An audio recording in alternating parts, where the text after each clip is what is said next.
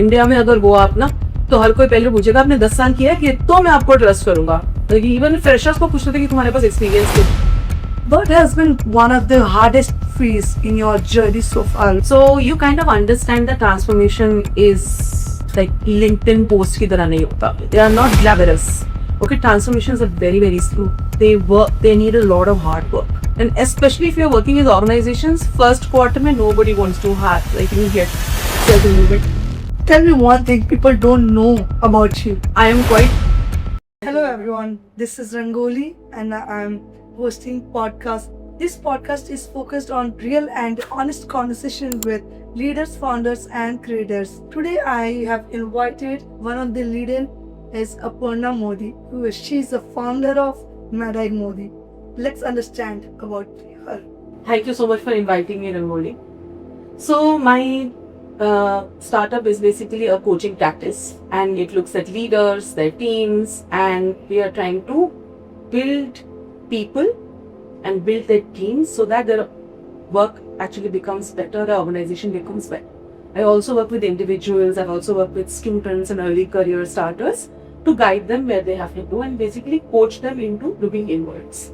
Great. So I guess tell us briefly about yourself. Okay, so I spent 7 years in academia. Before that, I was a journalist. But I'm actually a fashion design graduate from NIFT, New Delhi. Okay. So, but in my 7 years of teaching, I was essentially teaching fashion communication, a little bit of entrepreneurship, a little bit of marketing, digital marketing, etc. Okay. During my time in academia, I was doing a lot of mentorship and all of that. So I decided to start this maybe in 2030. But then something happened and I was like, okay, let's start. So this has been my journey so far into starting Madai Modi. And I'm still building this. That's great. So what was your life before starting this journey of entrepreneurship, I would say? My life before this was very interesting. Mostly it was teaching. And later on in 2021, I became the department lead. So leadership became a core part of my journey. And in this process, I was working with students. I was also working with my team. So during the leadership journey, I was mentoring and having conversations with students as well as teachers, my peers, my seniors. So this is the time when I realized that just having conversations is not enough. And leadership actually has a lot more to do with actually knowing your inner self.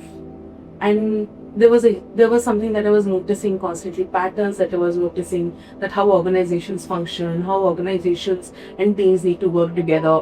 So this became a sort of ambition, you can say. It lit a fire inside me. So I was like, okay, I need to go with this somewhere. So Madai Modi happened because of that little fire. Was there a defining moment that pushed you to take the lead? So I had imagined myself continuing in academia or marketing strategy or digital marketing strategy for much longer, but perhaps formally moving into coaching around 2030, maybe another 4-5 years or so. And I still love content strategy. I haven't abandoned that part of myself. But over time, I found myself increasingly pulled into conversations and leadership work at workplace culture, burnout, communication, and identity at work. More and more former students started reaching out to me because they were struggling emotionally and professionally, and I noticed a pattern. Organizations were talking about innovation and agility, but many teams still didn't know how to communicate, right? So, and they were not able to observe the cultural shifts that were happening. Around the same time, I was also navigating my own identity shift, leaving a career, becoming a mother. I actually loved the career I had. And I still sometimes do go for guest lectures and all of that. So I love that career. But turning 40, that's a huge jump in life, right? You don't realize it till you turn 40 that turning 40 can be so intimidating. And here was the biggest jump, choosing uncertainty over familiarity. Starting something of your own is a very uncertain place to be in. So Eventually, I realized that I was already doing the work, informally. I was talking to students, I was talking to other leaders who were reaching out to me, just generally in conversation, helping individuals think through leadership and work dynamics. But formalizing it it stopped feeling like a risk and started feeling more like the honest, like real next step. What has been one of the hardest phase in your journey so far? Definitely. It's one thing to experiment with an idea on the side. It's another thing to leave a stable career, a career where you're growing and getting promotions and getting accolades and building something full-time from scratch. Especially when you come from an Indian middle-class background where stability is so deeply valued because it was hard-earned, right? My parents came from a village and a small town respectively and built a life in Delhi totally from scratch through sheer hard work and sheer effort. So, the risk is not just personal, it comes with like a lot of generational pick. The second challenge is credibility. यार India में अगर हो आप ना तो हर कोई पहले पूछेगा आपने 10 साल किया है ये तो मैं आपको ट्रस्ट करूंगा. इवन फ्रेशर्स को पूछते थे कि तुम्हारे पास एक्सपीरियंस कितना है. सो if you are in India, they are so comfortable with you investing in tangible products, right? So if you are selling earrings or if you are selling wallets or if you are selling shoes, people are ready to say that, okay, I can touch this product exists. But people don't want to invest in their own selves. They don't want to do the inner work. They don't understand what emotional intelligence is. So, people think that coaching is counseling or it's a soft skill, it's a trend at most, internet की वजह से चल गया है, right? But the problem is that most organizations start seeking help only once things have totally failed. Like everybody in the team has quit, and होता है ऐसा. This is so real, in my life. 7 people has quit, and now the leader has said कि अब मुझे नहीं पता मैं अब क्या करूँ. Okay, none of my juniors want to work with me. They all call me names, word starting I don't want to say it out in podcast. But when you work with students, teams, leadership, institutional systems, and long enough, so you kind of understand the transformation is like LinkedIn post की तरह नहीं होता. They are not glamorous. Okay, transformations are very, very slow. They need a lot of hard work. So that is the one those are two very, very big challenges in life, in this journey, in this entrepreneurial journey. Did you ever feel like giving up? If yes, what kept you going? Yes, of course. I don't like to admit it, but especially during cases of financial uncertainty, because since it's a startup and I have now few clients, I'm getting more clients, but like आता जाता रहता है. And especially if you're working with organizations, first quarter mein nobody wants to have get self-improvement. They also always work around the appraisal cycle or during the winter months when people go for these outings and team outings and all of that. So that becomes a time when you start feeling sold out. So building something intangible and like in coaching especially, I feel convincing people to value something that they've suffered all the time and they're used to it now. They're totally used to it. So what kept me going was the fact that the conversations are very, very real and very real. You can look at LinkedIn और आप कहीं भी देख लो. LinkedIn क्यों, आप Instagram में भी देखोगे. There are so many people who are expressing frustration with just their colleagues, their organization, because vision nahi hai or there is a lack of clarity. People are having to close down teams because they don't know what they're doing next. Of course, AI is causing so much flux. So, the problem exists. How you sustain in this kind of where you are convincing so much to leaders, and then how you sustain in this kind of scenario? I think this is very common questions for all the leadership coach, like leader who is giving this kind of coaching, something like that. So I just, my curiosity, I just wanted to understand. This is actually a very interesting question, because what often happens is we are looking at everything like a solution. We look at short-term gains. Okay, and especially India में तो accept करना कि हमको problem है और हमको help चाहिए is so difficult. वही culture के हमारे parents हमको बचपन से बताते हैं, बेटा उससे help मत लो, बेटा उससे help मत लो, बेटा उसकी मदद मत करो. Just look out for yourself, just help yourself. we are so afraid to even sometimes ask our parents and partners for really something that I need to work on myself and something that my team needs to work on. Team is efficient at what they do, but they don't know how to handle the communication. There are so many people who say कि अच्छा मेरे को promotion मिल गई, I am so good at my job, but अब मुझसे कुछ हो ही नहीं रहा.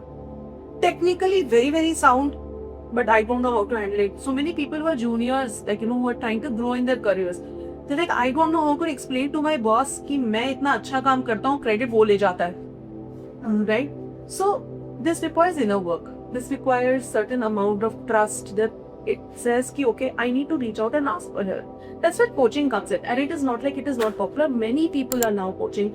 A lot of organizations are hiring coaches in their HR teams so that internal training हो सके.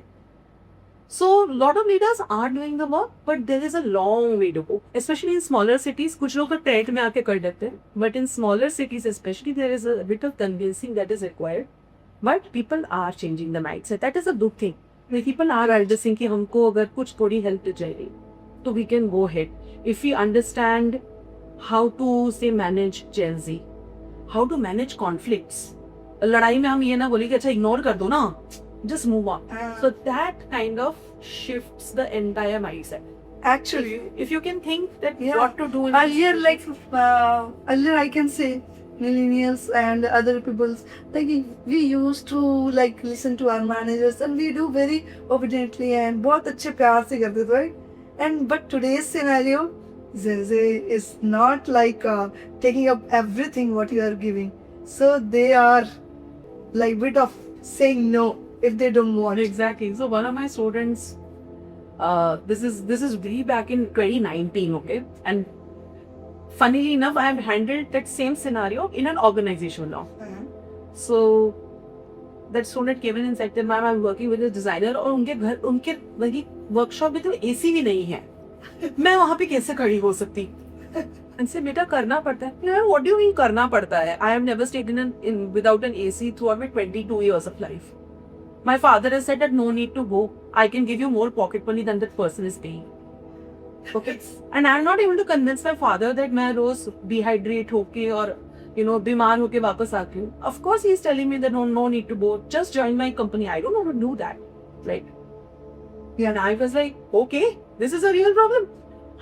AC नहीं है workshop में is such a real problem for this younger generation. Will I allow my daughter to every day go and get dehydrated outside? Of course not. I set a bottle of water, I set some electrolytes, and I give juice and fruits and everything, even when she's going out to play for 2 hours. So imagine her going to an office for 8 to 10 hours a day without any of these facilities, right? Today parents are also very conscious. Exactly. Earlier it was not. We won't be. My parents used to say कि जाओ खड्डो कोई बात नहीं. But earlier parents allows कि आप job करो, लेकिन आज के डेट में तो like we are concerned about our parents, so But I don't think it is wrong, It is not at all wrong. I think people should demand, good workplace environment. Why not? You are doing multi-crore actually business, you're it's buying kind of Netflix. adaptability also. The Exactly. things have changed, not the same as kind of earlier. So if you're buying a Bentley and Mercedes for yourself, I'm sure you can afford an AC for your workers.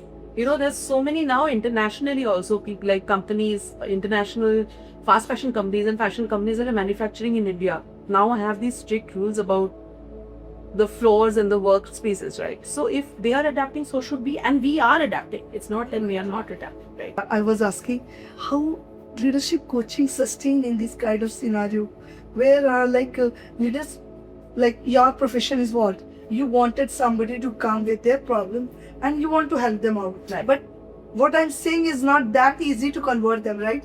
I'm coming from that mindset. It is not easy. That if somebody is already suffering but still don't want to invest in this kind of consultation, right? So I'm coming from that point. How leadership coach sustain in this kind of scenario where people are not turning up? It's an interesting question because I'm struggling with it also a little bit, because the scaling part is very difficult. Converting people is very difficult. However, my perception is that when you see this is like a worldwide trend now. Not coaching, but self-improvement is a worldwide trend, right? People are doing, like CEOs. Look at the CEOs that are today. They are into fitness, they are into meditative practices, they are into self-improvement, they are attending workshops that we didn't even think you could attend. Like, there is now professional art therapy for leaders, right? There is professional music therapy for leaders, and they are attending these retreats. They are going into the, ashrams to do detox, digital detox for 15 days, 20 days. Yeah. These are senior leaders. Right. So, जो आप 10 साल पहले leaders को देखते थे तो वो 10 साल पहले लीडर्स बोलते थे हम तो 10 मिनट भी नहीं रह सकते अपने लैपटॉप से दूर कोई ईमेल आ गया तो and they are themselves now detaching. So if it is happening, that means there is a change, and you can see more and more people are adapting that. So that wave of change has come now to India, which is why again 20-30 से मैंने इसको थोड़ा prepone कर दिया. I took my certification and decided that I should start now rather than wait. Exactly. It's not just a trend.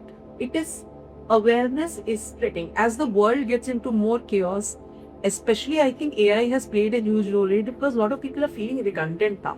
Yes. Because And upskilling is required. exactly, upskilling is required, and you realize that like, after a certain point, what will you upskill to? Correct. If you are say a tech genius, and you have now developed the latest technology, now you're working on how much can you upskill yourself? So then the outward upskilling की जगह inward upskilling हो जाती है. So the convincing part is, I have a feeling that it is just at a credibility stage right now. Right. If the credibility starts building about coaching, I'm not saying about particularly need, but about coaching, if people realize that coaching is helping, you will soon see many people adapt it. Like, everywhere it will become a norm rather than a अच्छा देखो हम तो कुछ new कर रहे हैं. It will become normal. No, people do like in one, I would say, in one online session, they get so many, I would say, leaders or students, whatever their respective fields, right? A lot of people are doing workshops. Students Correct. also, like class 11, 12 students. I organize some workshops for family friends. They are अरे यार my achievable navigation का कुछ करवा दो, ये करवा दो, कुछ थोड़ा discipline नहीं है, ये करवा दो. I said, okay, fine. Let me do arrange during the summers, and they're still going on. 1 or 2 are still going on. So I was like, okay. I arranged, and most students were actually interested. They were not like parents ने धक्का मार के भेजा है. No, I think Actually, people like students or today's generation definitely want to talk something on this very openly. And yes, leaders like you assist them, so definitely they will talk to you, right? that is the idea. That is the basic idea that Somebody is there to. so today's students are tomorrow's leaders, right? Yes. Today's students are going to be tomorrow's leaders. हम लोग increasingly we are becoming entrepreneur friendly across the world, not just India. We are doing a lot of consultations. A lot of people are going into uncommon work styles, like working from home, working from Goa, working from Manali. I have had so many students are working full-time jobs from just these places. It's fantastic. So many people are doing across the world collaborations. I would say this is a kind of a productivity enhancement also. Exactly. So COVID has changed that, right? AI has changed that so much. Like also internet has changed that. Honestly, that they are finally at a stage where internet is being used to some people's.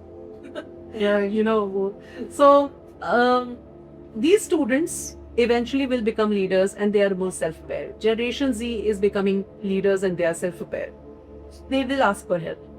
Unlike us, even I'm blaming our generation, we are very sometimes closed off to these new things. But I think now we are also opening up. That's People are adapting at so many things, and they are adapting to the new requirement as the Gen Z. I speak to so many moms, I speak to a lot of mothers. Like, I'm not talking about their motherhood, but I'm talking about their careers most of the time with them. But most of them, this always comes up, my daughter is so empathetic, or my son is so understanding. He tells me that, Mama, why don't you do this? And I am like, wow, these 12, 13, 14-year-olds have such deep insights.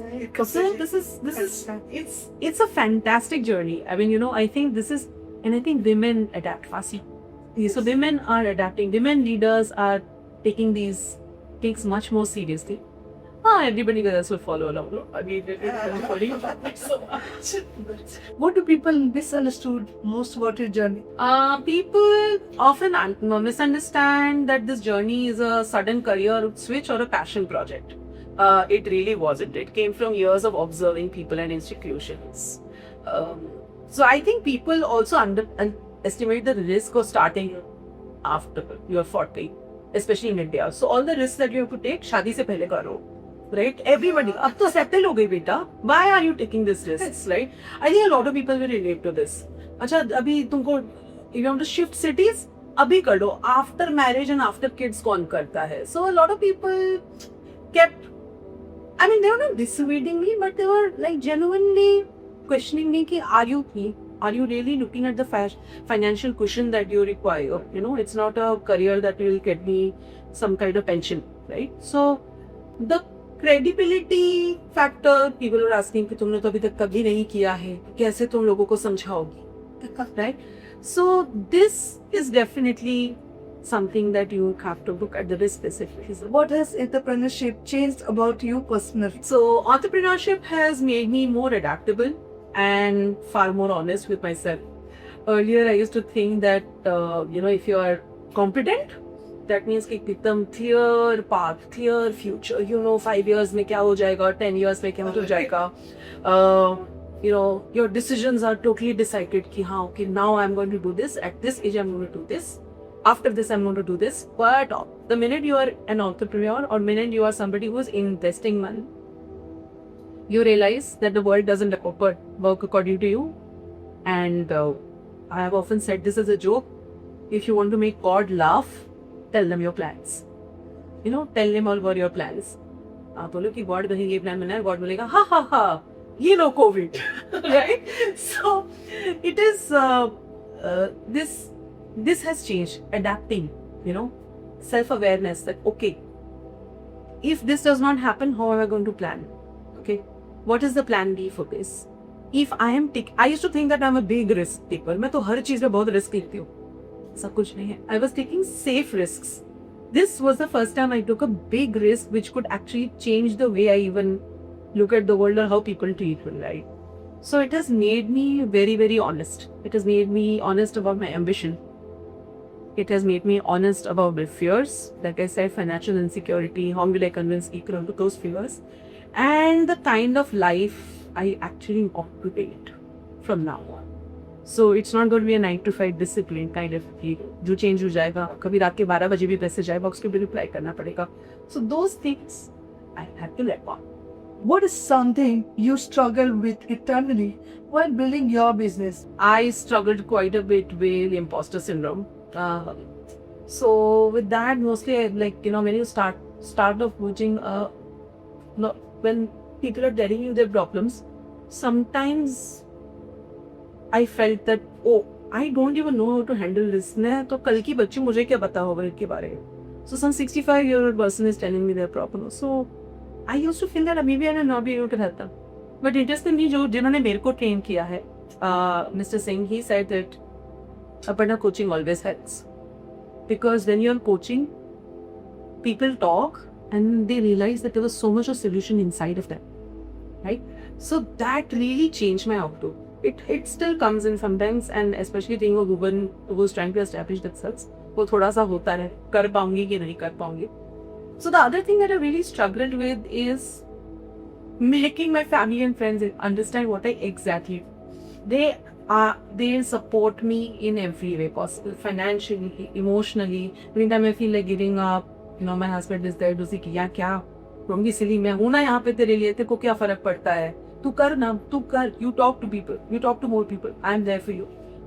But to make him understand what I do, so for example, when I was trying to finish my hours, and practice, I was like, तू 2-3 coaching session कर ली. Like नहीं यार, मेरे को नींद आ रही है, मैं तेरे से coaching session नहीं कर सकता अभी. Because I don't, honestly, because I didn't know what the benefits of that were. So convincing people is somewhat I struggle, especially closer people, because you can tell people outside objectively.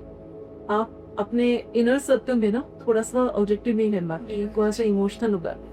So that, and their concern is also their concern is, so it's actually not convincing them about कि मैं क्या करती हूँ, but it's more about मैं क्यों करती हूँ. So that becomes a bit of a issue, as we were talking about before also, right? Sometimes why we do it is more difficult to convince others than what does success mean to you today? Success to me is meaning over visibility. Okay. I'm still not successful. There is still a journey that I'm going through. And honestly, according to a lot of philosophers across the world, success is about the journey, not about the destination. Because the minute you reach that destination, the milestone shifts. And वो जो tape होता है जिसको आप run through करते to be successful, that will always shift. So if I say कि successful is 5 clients in 1 month, right? And I'm like, yes, हो गया. अब क्या आप वहाँ के रुक जाओगे, right? Once you're successful, the next step, right? So I think the journey, to me, the meaning that this journey is providing is more of a success to me than it. What did success cost to you? I honestly believe that I care more about the legacy that I leave behind and the cost of it. And I don't think I have really paid a big price apart from my own insecurity about finances, possibly. But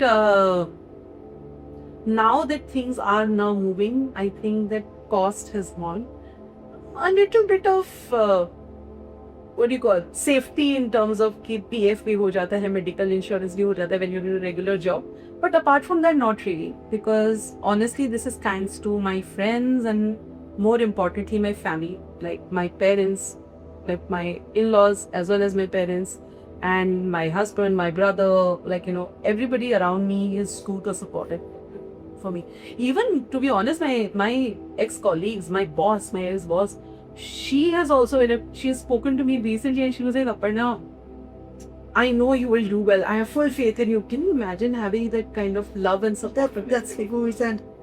I think in a way, I don't think it has cost me much. So I'm actually quite happy with this right now. What fear do you still deal with today? I think my biggest fear is becoming performative.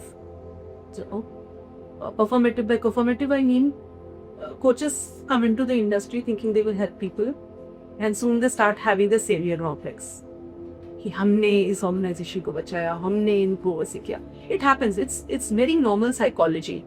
A lot of doctors have the savior complex. A lot of people who go for helping poor people, NGOs में जो काम करते हैं उनको भी savior complex होता है. And they start getting egos and all of arc around that. I don't want to do that. I don't want to become one of those typical people who go up on stage and say, oh my God, look how amazing I am. For that, humility is required. And there's a lot of self-work, a lot of hard work that goes behind it. That's my fear, that, eventually ऐसा नहीं होना चाहिए that I should become egotistical about it.